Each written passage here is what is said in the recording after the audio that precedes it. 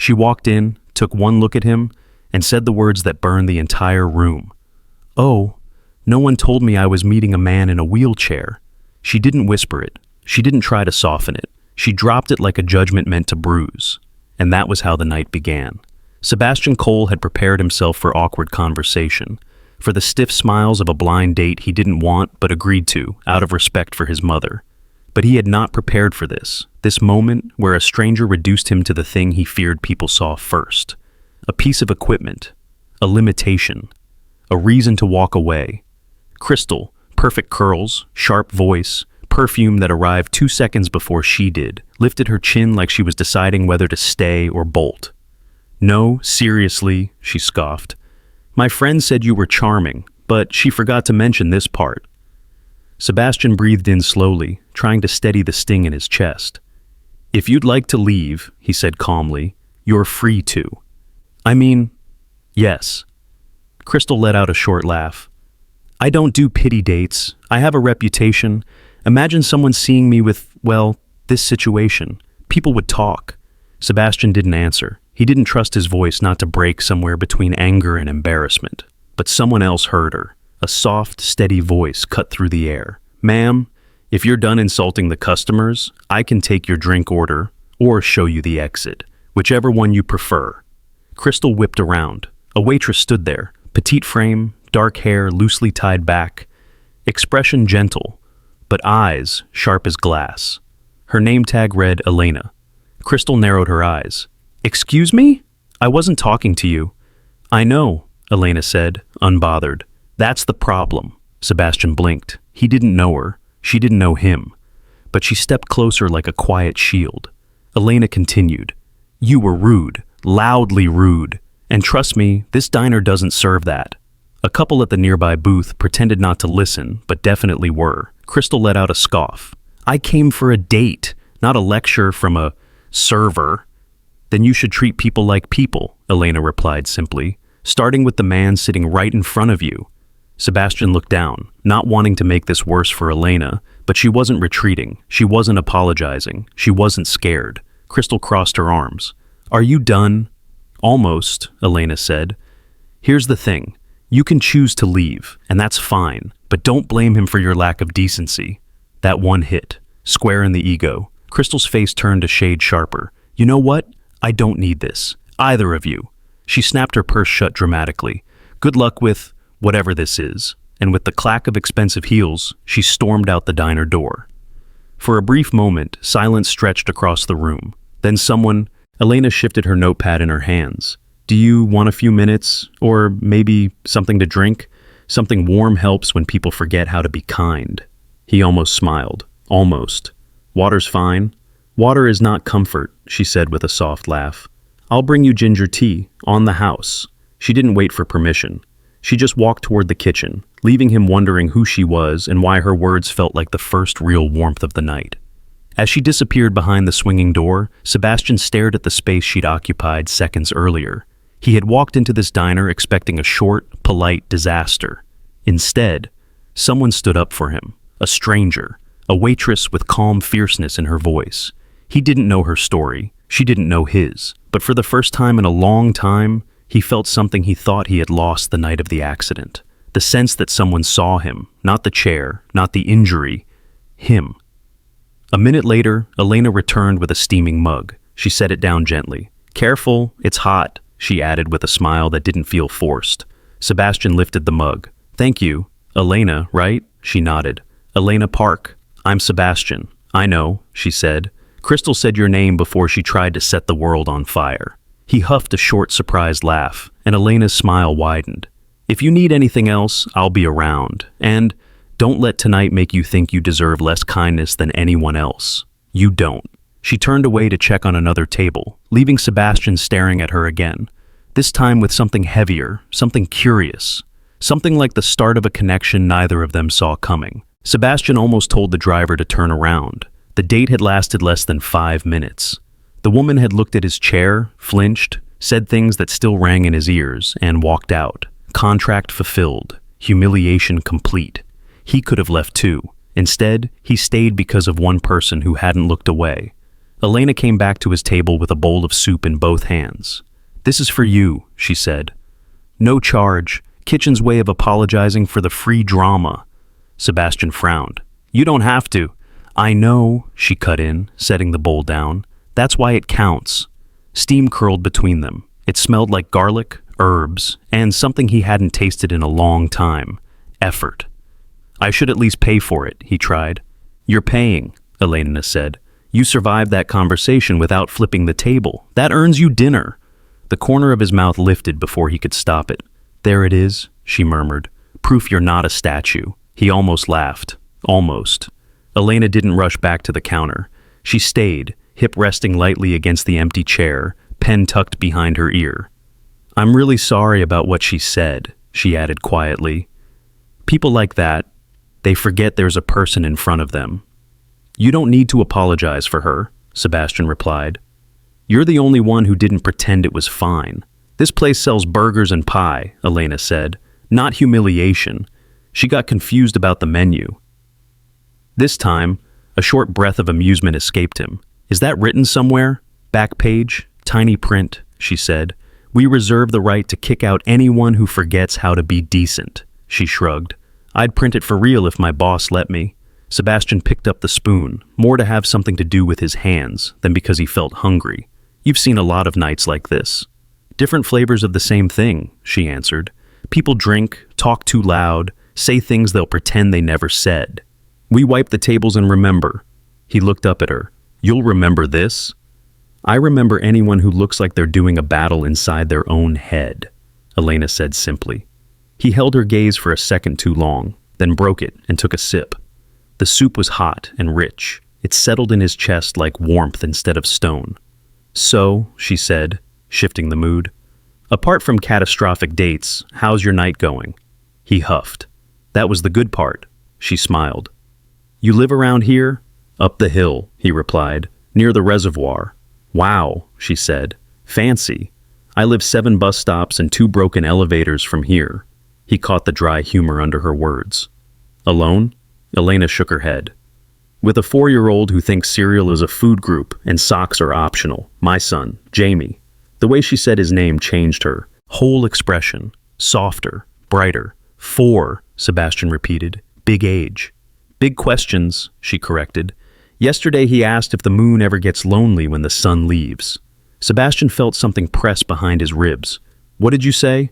"I told him the stars keep it company," she replied lightly, "and that I had to go to work so I could pay the electric bill for our tiny stars at home." "You work nights because of him?" he asked. "Everything, and leaving a generous tip." His shoulders had dropped a fraction of an inch. When he rolled toward the door, Elena caught his eye from across the diner and lifted a hand. "Good night, Sebastian," she called. "Good night, Elena," he answered, surprised at how much he meant it. Outside, the Denver air was sharp enough to wake him fully. Snow clung to the edges of the sidewalk. His driver opened the car door, but Sebastian paused, looking back through the window. Elena was wiping down a table now, movement slower, fatigue finally catching up. Even tired, she moved with a quiet determination, as if quitting had never been an option. On the ride home, city lights slid past in blurred streaks. He pulled out his phone, meaning to check emails, maybe bury the night under work. Instead, he opened his browser and typed, "Silver Peak Diner Denver hours." Search results popped up. Photos, map, closing time. He stared at the screen longer than necessary. 3 years of avoiding crowded rooms and strangers' looks. 3 years of saying no to every invitation that wasn't strictly business. And now, here he was, memorizing the schedule of a small diner on Snowbrook Road because a tired waitress with green eyes and a stubborn spine had made him laugh. He didn't say it out loud, but as the car climbed the hill toward his gated driveway, Sebastian already knew the truth. He was going back. "Okay." "Tired from what?" She hesitated, then exhaled. Jamie had one of his deep thought nights. Deep thought? Yeah. That kid's brain turns philosophical right when I need sleep the most. Yesterday he asked me why snowflakes fall instead of float. The day before he wanted to know how long forever was. Sebastian blinked. "He's 4. "Exactly. I'm in trouble," she said. "Give him 2 more years and he'll outsmart me." Sebastian found himself imagining it, a tiny boy with Elena's energy, asking questions no adult could answer. He sounds incredible. He is, she said. He also hates nap time with his whole soul, likes superheroes, hates broccoli, loves pretending he can fly if he jumps off the couch. Normal 4-year-old stuff. Sebastian felt an unexpected warmth spread through him. I didn't know you were a mother until last night. I didn't know you ran rehab centers until last night, she answered. Guess we're even. He considered that. Do you ever get time for yourself? She laughed. Time for myself? What is this mythical concept? Is it sold in grocery stores? Can I buy it with coupons? Sebastian chuckled. So, no? Maybe once every 3 months, she said. But I don't mind. Jamie's worth it. Even when he wakes me up at 3 in the morning to ask if the moon snores. Sebastian shook his head, smiling. Kids ask better questions than adults. That's because adults pretend they know everything, Elena said. Kids admit they have no clue and just ask. For a moment, neither of them spoke. Snow continued to drift outside, and something about the quiet felt comfortable, like a shared breath instead of an awkward pause. You really came just for coffee? Elena asked again, but her tone was gentler this time. Sebastian opened his mouth to repeat the lie, but he stopped. Something about Elena made dishonesty feel wrong. No, he said quietly. I came because yesterday was the first night in a long time that felt good, and I wasn't ready for it to be the last. Elena blinked, caught off guard. Oh, I hope that's not strange, he added. It's not strange, she said, just unexpected, in a good way. A customer called her name from across the room. Elena stood, smoothing her apron. Duty calls, but don't disappear. I want to hear more about your 9 mountains. He watched her go. Quick steps, light presence, the kind of energy that filled a room without trying. He couldn't remember the last time he wanted someone to come back to the table this badly. When she returned 10 minutes later, she carried 2 refills, one for him, one for herself. I'm on break, she announced. You're stuck with me. I could be convinced that's a good thing, he said. You really must have lost your taste after that date, she joked. But lucky for you, I'm great company. So I'm learning? She leaned her elbows on the table. Tell me something about you that isn't work or medical history. He thought for a moment. I like snowstorms, not the dangerous ones, the kind that make the world quiet. Wow, she said. Poetic. Your turn. Elena bit her lip. Okay, I like mint ice cream. That's not poetic. It doesn't need to be, she said. It's delicious. Mint ice cream is controversial. It builds character, she said with mock seriousness. He hesitated, then asked the question forming in his mind since he walked in. Elena, are you working after your shift, or are you free? She blinked. Depends. Why? He cleared his throat. There's a place down the road, Snowbrook Creamery. They have ice cream. Probably not as good as your mint revelation. But I was thinking, maybe we could go together. Elena stared at him for a beat. Then her face broke into the softest smile he had seen yet. I'll need to clock out first, but yes, I'd like that. He felt a quiet, steady kind of joy settle in his chest. Not explosive, not dramatic, just real. The kind he never expected to feel again. Sebastian had forgotten how cold Denver could get at night, especially near the base of Snowbrook Mountain.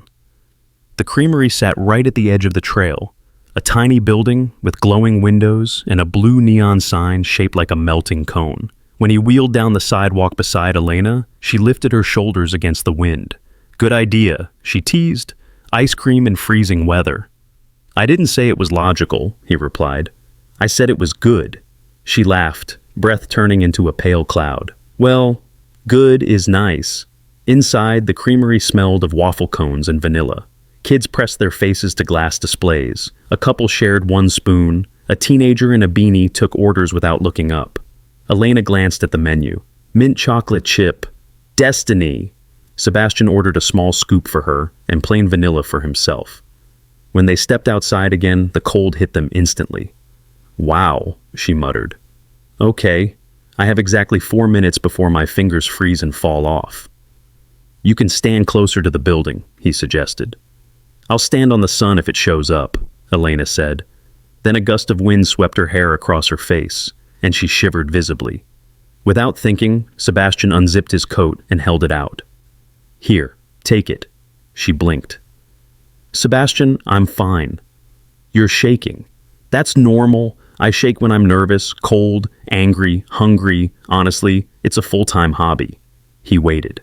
Elena sighed and accepted the coat, pulling it around herself. It swallowed her almost completely. There, she said, pretending to model it. Fashion icon. He smiled, a small warm thing that Elena didn't miss. They moved to the wooden bench facing the mountain. Snow dusted the peaks, and the sky was so clear that even the stars looked like they were holding their breath. So, Elena said between bites of mint ice cream, tell me something else about you. Something pre-accident. Sebastian paused. It wasn't easy, peeling back the layers of a life he'd tried so hard not to think about. But Elena waited with patience, spoon tucked between her fingers, eyes steady. I used to climb, he said finally. Mountains, cliffs, anything with a rope and a risk. Her eyebrows rose. You? Really? Yes. Before the chair, I was the guy who planned vacations by altitude. I loved the feeling of... He hesitated, suddenly aware of how foolish it sounded. Being above everything. That doesn't sound foolish, she said softly. It sounds like breathing. He let out a slow breath. Maybe it was. I liked the quiet up there, the way everything made sense when I was looking down instead of trying to push through it. And now? Now, he said, I try not to think about it, because thinking about what I lost doesn't help me keep going. Elena stared at the mountain, its dark shape cutting into the sky. I get that, he glanced at her. Do you? She laughed gently, though there was no humor in it. Parenthood is basically 50% love and 50% loss. You lose sleep, lose time, lose plans, lose your old self. And in my case, I lost the person I thought would stand beside me. Sebastian's voice lowered. Jamie's father? Elena nodded. We dated for almost 2 years. And when I told him I was pregnant, he said he wasn't ready. Said he'd call later. He never did. Sebastian frowned. You raised Jamie alone? I raised Jamie with duct tape, cheap coffee, and whatever courage I have left, Elena replied. And he's the best thing that ever happened to me. Him, a small lingering smile, one he felt long after she turned away. And as she walked toward the bus stop, coat wrapped tight around her, Sebastian found himself thinking one thing.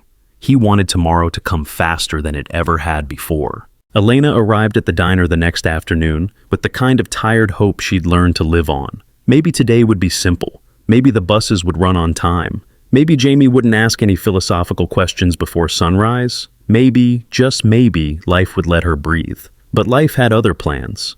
She sensed trouble the moment she stepped inside. The manager, Mr. Lowell, stood stiffly near the counter, hands clasped, lips pressed tight. And beside him, like a storm cloud in expensive boots, stood Crystal. Crystal glanced up, her expression sharpening with satisfaction. There she is. Elena froze, her apron still in her hands. Can I help you? Oh, you helped yourself enoughy already, Crystal said.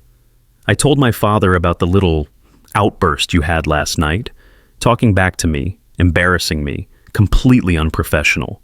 Elena blinked slowly. I didn't talk back. I stood up for someone you insulted. Crystal smiled sweetly, the kind of sweet that always hid something sour. Exactly. You made a scene in front of everyone, and I'm here to make sure your boss knows it. Mr. Lowell stepped forward, already looking apologetic.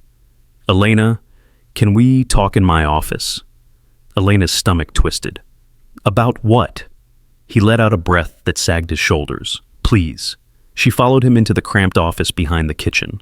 The door clicked shut with a heaviness she couldn't ignore. Elena, he began, rubbing the bridge of his nose, I received a call this morning. Crystal's father, he's one of our primary investors. Without him, we lose almost a quarter of our monthly support. Elena felt her knees go weak. I didn't do anything wrong. I know, he said quickly. I know you didn't. But he said his daughter had a horrible experience here, that she felt humiliated by whatever happened between you two. She insulted a customer, Elena said sharply. I stepped in. And I'm grateful for your kindness, he replied. But investors don't care about kindness. Elena swallowed, hard. So, what does that mean for me? Mr. Lowell's expression softened with regret. It means I have to let you go. Effective today. Her breath caught. You're firing me? He nodded, shame in his eyes. I wish I didn't have to. Elena felt the world tilt, a sudden crushing tilt that made the room blur. Mr. Lowell, please. I need this job. I have a 4-year-old. Rent is due next week. I know, he whispered. If it were up to me, I'd fight this. But I don't have the power to lose our funding. I'm truly sorry. She pressed a trembling hand to her mouth. So, that's it? He lowered his gaze. You can pick up your last paycheck Friday. Elena nodded because her voice wouldn't work. When she walked out, Crystal stood there with her arms crossed. Next time, Crystal said, her tone smooth as polished ice, remember your place? Elena didn't respond. She couldn't.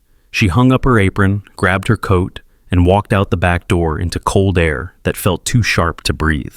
She sat on the bus with her hands folded tightly in her lap, fighting the shaking in her chest. Neon lights flickered across the window, coloring her reflection in fractured hues: purple, blue, yellow, red.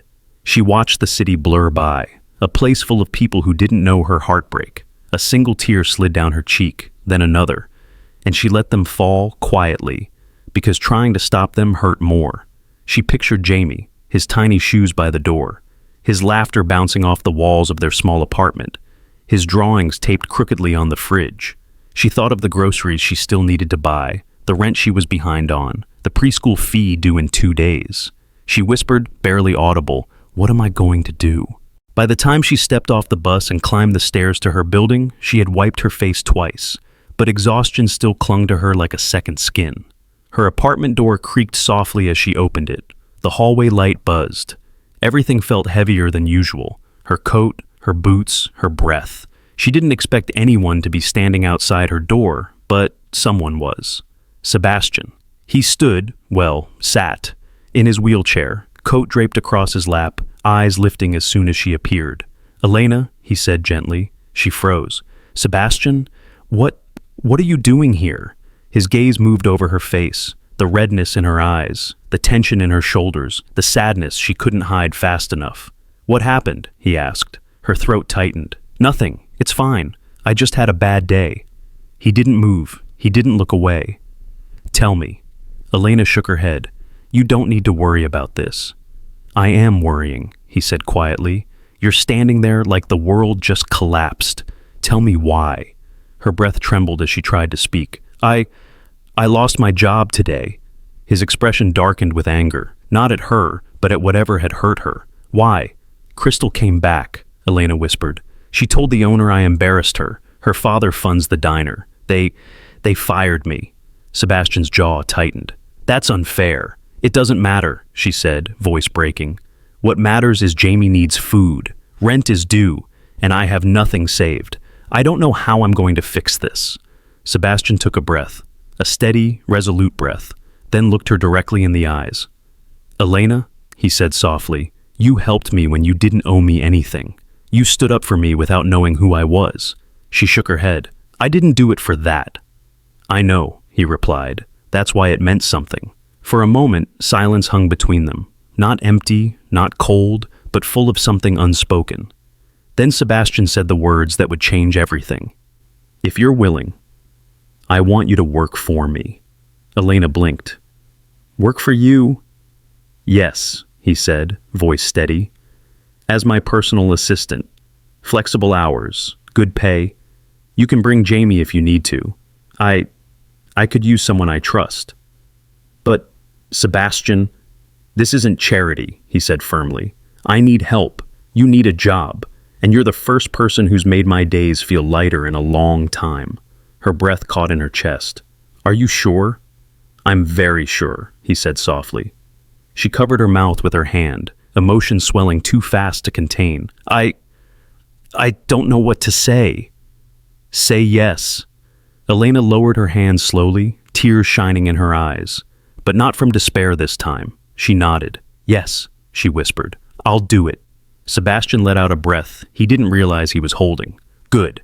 Then tomorrow, Elena wasn't sure what she expected when Sebastian said the words, "work for me." But it definitely wasn't a towering glass building with the mountains reflected in every window, so tall it seemed to cut the sky. Sebastian wheeled beside her as she stared up at the headquarters of Coal Biomechanics, her breath fogging in the cold morning air. "You okay?" he asked gently. Yes," she said, though her voice trembled. I just thought your office would be smaller. He smiled. Most people think that. Inside, the lobby echoed with polished floors and soft conversations. Employees in winter coats walked briskly, some nodding politely at Sebastian, others glancing curiously at Elena. Young woman, neat blouse, nervous shoulders. A man in a gray suit approached. "Morning, Mr. Cole. Conference room setup is complete. Thank you," Sebastian replied. Mr. Cole, hearing it out loud, made Elena straighten instinctively. She had known he was successful, but an entire medical engineering firm? That was a different scale entirely. Sebastian noticed her wide eyes. "Still breathing? Barely? Well, don't faint on me," he teased lightly. "I need my assistant conscious." She laughed nervously. "I'll do my best." He guided her toward a glass elevator that climbed like a slow-moving star. As the doors closed, the world below them shrank. "You don't have to be perfect," Sebastian said. "Just be yourself. That's more than enough." Her throat tightened a bit. "Thank you. I really needed that." When they reached the top floor, he showed her the workspace he'd prepared. A small desk beside his, a laptop already open, a notepad, fresh pens, and a mug that read, "Good things take time." She touched the mug gently. "You set this up for me?" "I like being prepared," he said. "Plus, I thought it suited you." She whispered, "It does." They began the morning slowly. Sebastian walked her through how to manage calendar requests, how to sort internal emails, how to filter engineering reports into simple summaries. Elena nodded intensely, writing notes much faster than he expected.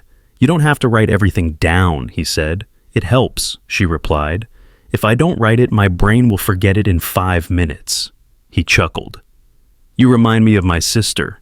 She used notebooks like oxygen." "Smart woman," Elena said. "She was," Sebastian answered, soft enough that Elena knew not to push further. As the hours passed, she made small mistakes, clicking the wrong window, mixing up a file name, but she corrected everything quickly, cheeks flushing every time. "Sorry," she murmured. "Elena," he said gently, "you are doing better than most assistants I've had in years." "That can't be true." "It is," he replied. "They were efficient, you're present. That's rarer than you think." She didn't know what to say to that. Near noon, his eyes went round, then brighter, then downright sparkling. "You have wheels," he announced as if this were a sacred discovery. "Real wheels." Sebastian laughed, an honest, involuntary sound. "Yes," he said, "real ones."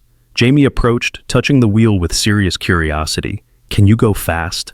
"Sometimes," Sebastian said. "Can you race?" Elena's cheeks burned. "Jamie, sweetheart, Mr. Cole is working. Don't bother him." "No, no," Sebastian said quickly. "It's fine." Jamie leaned closer, whispering loudly. "If we race, I'll let you win once." Sebastian shook with laughter, a sound Elena hadn't heard from him before, stronger, warmer. She hadn't realized how different his smile looked when it wasn't forced. "Mom says people shouldn't run inside," Jamie added, straightening proudly. "But wheels are not running, so it's okay." "I'll keep that in mind," Sebastian said. "Very helpful guideline." Jamie beamed, then hugged Elena's leg. "Can I draw at your desk?" "Yes," she said. "Only if you stay quiet." "I'm always quiet," he said, immediately ignoring that by asking, "Do you have paper? Do you have blue? Blue is important." Sebastian nodded toward the drawer. "Second one." Jamie found markers and paper as if the office belonged to him.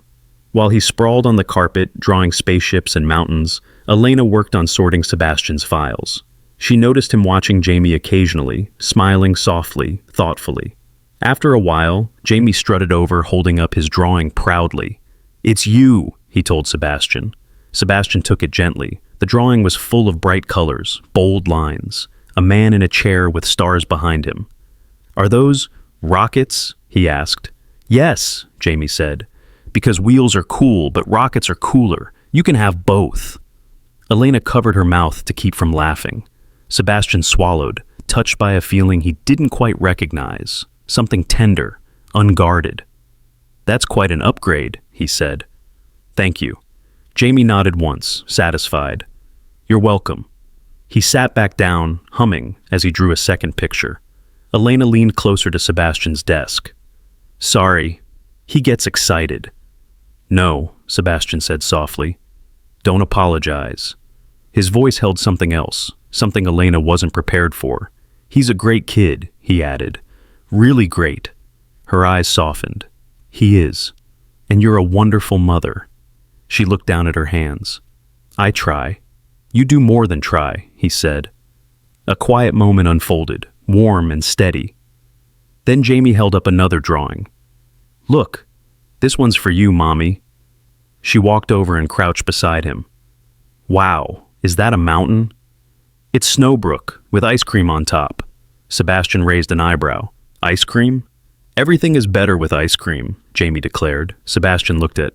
Nothing happens, we stop. But if something changes, she held his gaze.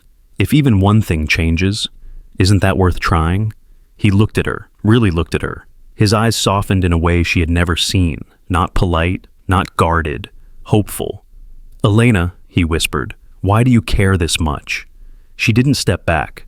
Because you came for me when I was falling apart. Let me come for you now. A silence, a breath, a decision. Okay, he said quietly. We try. Her smile was small but radiant. Good. First session starts tomorrow. Mingling. Their voices low. The world narrowed to the warmth between them. He didn't move. She didn't step away. Something was shifting, dangerously, gently, between them. And neither wanted to stop it. Elena didn't mean to open the drawer. She had simply been cleaning the desk, stacking folders, placing therapy bands back in the box. Sebastian had stepped out to take a call, and she wanted the office to look neat before their afternoon session. But when she nudged the bottom drawer closed, it slid open instead. Inside lay a single worn photograph. A young man, maybe mid-20s, with wild hair and a smile that burned bright through glossy paper. He stood beside Sebastian, both grinning in front of a trail sign marking Pike's Ridge summit. Elena froze. Something about the photo felt sacred, like touching it would break something fragile. She whispered to herself, "This must be his brother." A soft sound broke the silence. Sebastian had returned. His voice was nearly a whisper. Don't put it away." She turned, startled. He stood in the doorway, eyes already glistening, not with anger, but with something heavier. "Sebastian," she said gently, "I'm so sorry. I wasn't trying to pry." He shook his head. "It's okay. You were going to see it eventually." He rolled farther inside, stopping near the desk. His hands shook slightly as he picked up the picture. "That's Daniel," he murmured. "My little brother." Elena stepped closer, but didn't speak. She sensed he needed space. Not silence, but room. Sebastian stared at the picture like it was the only thing anchoring him to the world. "He loved mountains," he said quietly. "Loved hiking. Loved pushing me to do things I didn't think I could. He was the one who convinced me to try climbing, to try racing, to try everything." Elena's heart twisted. "And the night of the accident," Sebastian continued, voice cracking, "I was the one driving. A storm rolled in. Road was slick. I answered a call I shouldn't have, looked away for 1 second. His breath hitched. The car spun, rolled. I woke up in the hospital. Daniel didn't." Elena covered her mouth, tears rising at the rawness in his voice. But she didn't interrupt. She didn't offer cliches. She simply moved closer, slowly. Sebastian lowered the photo. His jaw trembled. "For 3 years," he whispered, "I've told myself that if I had just been more careful, if I hadn't been distracted, he'd still be alive. My legs stopped working the same night his heart did. It felt like punishment, like I deserved it." His voice broke fully then, and tears spilled, quiet and unrestrained. Elena couldn't stand still anymore. She knelt beside him, arms reaching out with no hesitation, and wrapped him in a steady, full embrace. No words, no explanations, no promises, just presence, just warmth, just the human truth that grief doesn't need fixing, it needs holding. Sebastian leaned forward, forehead against her shoulder, crying into the one place that felt safe. His fingers clutched the fabric of her sweater, like he was afraid she might vanish. Elena whispered only 3 words, soft as breath. "You're not alone."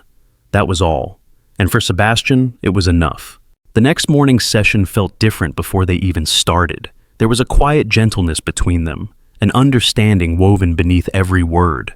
Elena began stretching his legs, guiding his knees, stabilizing his hips. He grimaced at the pain, but there was something new in his face, determination that wasn't there yesterday. "Okay," she said, exhaling softly. "Let's try the ankle flex again. Slow. Focus on intention, not force." He nodded. He breathed, and then a sharp, undeniable jolt rippled through his calf. Elena gasped. "Sebastian, do that again." He tried. Another twitch, stronger than before. "Oh my. Sebastian, that's incredible," she choked out. "Your nerves are firing. This is progress, real progress." His eyes widened, stunned. Then a shaky smile spread across his face, a smile she had never seen on him. "Elena," he whispered, voice breaking. "I felt that. I really felt it." She laughed through tears. I told you you weren't done." He covered his mouth, overwhelmed, and she reached forward instinctively, holding his arm as if anchoring him to this new reality. "It's working," she whispered. "You're fighting your way back." Her words were warm enough to melt winter. He looked at her then, really looked at her, with gratitude, awe, and something deeper, something that had been slowly growing between them like a hidden flame. "Elena," he breathed, "you saved me." "No," she whispered. "I just reminded you who you were." A moment unfurled between them, quiet, trembling, electric. A moment where time held its breath. He cupped her cheek hesitantly, almost afraid she'd pull away. She didn't. Her eyes softened, her breathing hitched, and something broke open inside both of them. Their lips met, soft at first, unsure, then deeper, fuller, as though months of unspoken want were finally allowed to speak. She tasted salt, his tears or hers, she didn't know. He trembled, one hand brushing her jaw, the other gripping the armrest as if the world were tilting beneath him. The kiss wasn't perfect, it wasn't practiced, it wasn't smooth, it was human, it was raw. It was two people so bruised by life they didn't realize how much they needed warmth until they found it. When they slowly pulled apart, both breathless, the room felt different somehow, warmer, quieter, changed. "Elena," he whispered, voice unsteady. She touched his lips lightly. "We don't have to define anything right now." He nodded, forehead resting against hers. But even without words, they both knew. The distance between them had vanished, and there was no going back. Sebastian didn't ask her immediately. He waited until she finished typing the last email of the afternoon, waited until Jamie's laughter drifted from the hallway like a tiny bell, waited until the air between them softened into something warm and unhurried. Then he rolled closer, slow, deliberate, and said quietly, "Elena, there's an event this Saturday, a fundraiser for spinal recovery research." She looked up, brushing a loose strand of hair behind her ear. "Right, I saw the email notice about that. It's a big one, isn't it?" "Very," he said. "Investors, doctors, community leaders, a lot of people from my world." She smiled gently. "You don't need me to take notes. I'm sure the staff has that covered." "That's not why I want you there." His voice softened. "I want you with me." Her breath caught. "Sebastian, you mean as my partner for the evening," he said, not hesitating. "Not as my assistant, as someone I care about deeply." The words landed like warmth spreading through her chest, but concern flickered in her eyes. "Sebastian, those events are full of polished people, high donors, board members. Everyone dresses like they stepped out of a magazine. I own one dress that doesn't have a ketchup stain on it." "You could wear anything," he said gently, "and I would still want you beside me." She laughed nervously. "You say that now." He held her gaze, steady, certain. "I'm not hiding what you mean to me anymore." Her heartbeat tripped. "Let me think about it tonight." "Of course," he said. "Take your time." But she already knew her answer. She knew it by the way he looked at her, by the way her heart reacted, by the way her hands trembled long after he left the room. Saturday evening arrived faster than she expected. Elena stood in front of her small bedroom mirror, wearing the only elegant dress she owned, a deep red one she'd bought on sale 2 years ago and never had an occasion to wear. She smoothed the fabric nervously, exhaling slowly. Jamie walked in, wearing pajamas and holding a dinosaur plush. His eyes widened dramatically. "Mom, you look like the queen of the mountains." She laughed. "That's very specific." "It's true," he insisted. "And you're going to see Sebastian. You have to tell him he looks like a king." She blushed. "I'll think about it." A knock sounded at the front door. Jamie peeked through the window and gasped. "Mom? Mom, he's here. He's wearing the king suit." Elena didn't have time to prepare herself before she opened the door. Sebastian sat there in a tailored black suit, hair neatly styled, a soft smile lifting the corner of his lips. And for a moment, Elena forgot how to breathe. "You're," he said quietly, eyes tracing her silhouette with awe, "absolutely stunning." She flushed. "You look extremely handsome." "Shall we?" he asked, offering his hand. She placed hers in his, and everything inside her steadied. The event hall shimmered with golden light, crystal chandeliers overhead, polished floors, hundreds of people in formal attire. Conversation buzzed softly through the space like a warm current. Up on a banner hung in the center, Cole Foundation. Hope beyond the injury. Elena stopped at the entrance, suddenly self-conscious. "Sebastian, I don't know if I belong here." He squeezed her hand gently. "You belong exactly where I am." "But these people, let them stare," he said softly. "Tonight, I'm not hiding how important you are." She swallowed hard and nodded. He rolled forward, still holding her hand. Every head turned, not because of the chair, not because of the suit, but because he looked different, brighter, softer, like hope had re-entered his life. A few board members approached. "Sebastian, good to see you." He greeted them politely, then introduced Elena without hesitation. "This is Elena Park," he said. "She's someone very special to me." She inhaled sharply. The words grounded her and lifted her all at once. They made their way through the crowd, stopping for handshakes, small talk, polite greetings. Sebastian seemed more confident than she had ever seen him, but every few minutes he glanced at her, checking she was okay, making sure she was close. As dinner ended and the speeches began, the lights dimmed and a soft melody drifted through the hall. Couples began to move to the dance floor. Elena turned to Sebastian. "I don't think I can do ballroom dancing in heels," he smiled gently. "We don't need ballroom." "What do you mean?" He extended his hand. "Come here." She stepped closer until she was standing just beside his chair. He guided her hands to his shoulders and placed his own lightly at her waist. "This is our dance," he murmured. She nodded, breath catching. Together they swayed, a rhythm all their own. Not traditional, not elegant, but gentle, intimate, real. A movement that said, "This is where I choose to be." Elena rested her forehead against his. His breath warmed her cheek. Her pulse thrummed with a truth she couldn't keep inside any longer. "Sebastian?" she whispered. "Yes?" She closed her eyes. "I love you." The words escaped before fear could swallow them. Quiet, fragile, true. Sebastian froze, his breath hitched, his hands tightened ever so slightly at her waist. "Elena," he whispered, voice trembling, "I love you too. I've loved you longer than I knew what to do with." A single tear slipped a sullen in her cheek.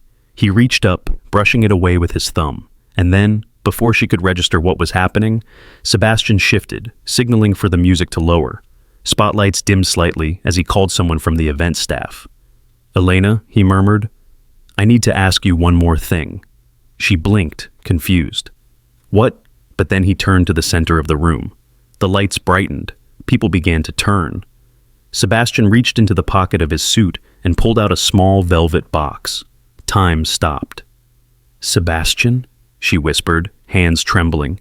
He opened the box slowly, revealing a simple, elegant ring, silver, with a small stone that caught the chandelier light like a distant star. "Elena Park," he said, voice shaking but steady with conviction. "You saved me when I didn't know how to live again. You gave me hope. You gave me strength. You gave me reasons to keep trying. You and Jamie, you feel like home." Her breath broke into a sob. He looked up at her, eyes glossy. "Will you marry me?" Silence swept the room, soft, breathless, shimmering. Elena pressed a hand to her mouth, tears spilling freely now. "Yes," she whispered, then louder, trembling, radiant. "Yes, yes, I will." Applause burst around them, glowing, warm, full. Elena dropped to her knees and wrapped her arms around him, and he held her as if the world had returned everything he'd lost. In that moment, beneath chandelier lights reflecting on steel wheels and red silk, they were not broken pieces. They were two lives finally finding their missing halves. The miracle arrived on a morning that didn't look special at all. Cartoons hummed, toys lay everywhere. Sebastian sat between the parallel bars in his living room, while Elena tightened the straps on his shoes. Jamie, in a dish towel cape, had taped a crooked sign to the wall, "Superhero Training Camp." "You're on level 3 now," Jamie announced. "If you pass, you're officially a superhero in progress." Sebastian's mouth tugged into a smile. "And levels 1 and 2? Level 1 was when you stopped saying you were done trying," Elena said. "Level 2 was when you stopped calling me a drill sergeant every day." "I do not say that every day," he protested. Jamie shrugged. "Close enough." Sebastian swallowed his nerves and wrapped his hands around the bars. Elena moved beside him, voice gentler. "Same as always. No pressure. Just breathe and see what your legs can do today." He closed his eyes and inhaled. He pushed down through his arms. Strain lit up his shoulders. For months, that had been the whole story. This time, something answered. A small tremor ran through his thighs. Not memory, not wishful thinking. Real. "Come on," Elena whispered. "You've got this." "You've got this," Jamie echoed, voice suddenly small. Sebastian shifted his weight forward. Usually his knees collapsed immediately. Today they held. His hips lifted out of the chair, his back straightened, his feet pressed into the floor. He was standing. Not in a clinic, not years ago on a mountain trail. Here, in his own home, with the two people who'd refused to give up on him watching, hardly breathing. "Sebastian," Elena's hand flew to her mouth. Tears blurred her vision. His arms shook, sweat sliding down his spine. Every second felt like pushing back the whole world. "How long?" he rasped. "3," she whispered. 4, 5. He let out a harsh breath and lowered himself back into the chair. When he landed, his shoulders shook. Elena dropped to her knees and took his face in her hands. "Look at me," she said, laughing and crying at once. "You did it. You really did it. I felt my feet," he said, voice breaking. "I thought that was gone forever." Jamie flung his arms around both of them. "You're almost a full superhero," he declared. "Now you just need a cape." Sebastian pulled them close, forehead resting against Elena's. "I already have everything I need," he murmured.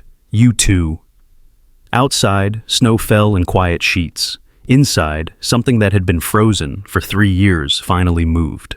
3 months later, the forest outside Denver stood hushed under early winter. Between tall pines, a narrow aisle had been cleared in the snow and lined with simple glass jars holding candles. Guests in coats and scarves sat on white chairs, breath visible in the cold air.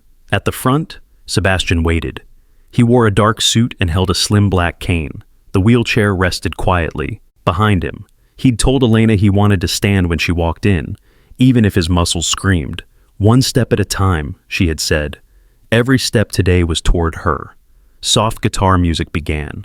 People rose. Jamie came first, solemn in his tiny suit, carrying a wooden ring box in both hands. Then Elena appeared between the trees. Her dress was long-sleeved and ivory, simple against the snow. Her hair fell in loose waves. She carried winter flowers and pine sprigs, but Sebastian barely noticed them. He saw her eyes. They went straight to him, steady and sure. He tightened his grip on the cane and walked. Step. The ground held. Step. His leg trembled. He kept going. Step. By the time he reached her, his lungs burned and his eyes shone, but he was still on his feet. "You walked to me," she whispered, tears spilling. "For you," he said, breathless. "Always for you." They turned toward the officiant, hands linked.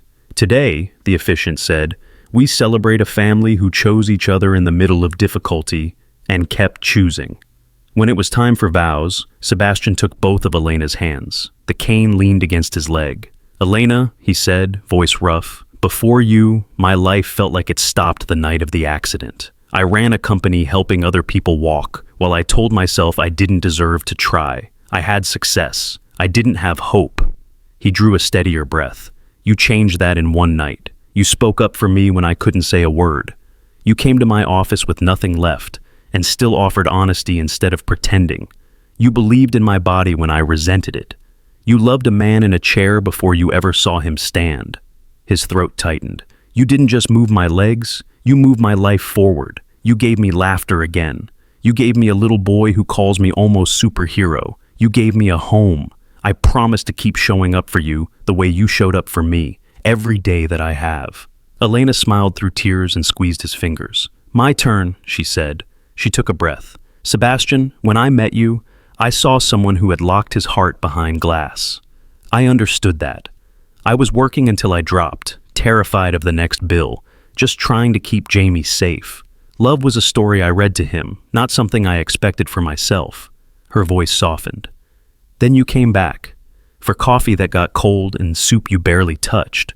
You saw more than a tired waitress. You offered me work and treated me like I belonged there. You let my son climb into your lap and race your chair down hallways, and you never once looked ashamed." She laughed quietly. "You made me feel safe and seen and chosen. So I promise to keep choosing you, on the days therapy hurts, on the nights the board is difficult, when Jamie draws on the walls. I promise to stand beside you, even on days when you can't stand at all." From the first row, Jamie whispered, "They're crying again." Rosalind dabbed her eyes. "So are we," she whispered back.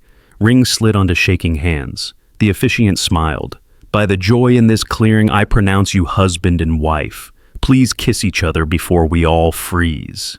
Laughter rippled through the trees. Sebastian leaned in, steadying himself with the cane, and kissed Elena under the pale sky as snow began to drift in slow, soft flakes. It felt like the world itself exhaled. Jamie threw his arms up. "Best superhero ending ever," he shouted. Later, when guests drifted toward hot drinks and music, Sebastian sat on a wooden bench at the edge of the pines. Elena curled into his side. Jamie slept with his head on, Sebastian's lap still clutching the ring box. For a while, they just listened to the wind moving through the trees. "Do you think about that night at the diner?" Elena asked. "Every day," he said. "One stranger refused to stay quiet, and somehow I ended up with a wife and a son." She smiled and closed her eyes. "Sometimes," she murmured, "the bravest thing we ever do is speak up for someone we barely know." "And sometimes," he replied, kissing her hair, "that's how we find the people we're meant to love." The snow kept falling, the pines kept standing, and under their branches, three people who had once felt alone sat wrapped in one quiet, unbelievable truth. They were home.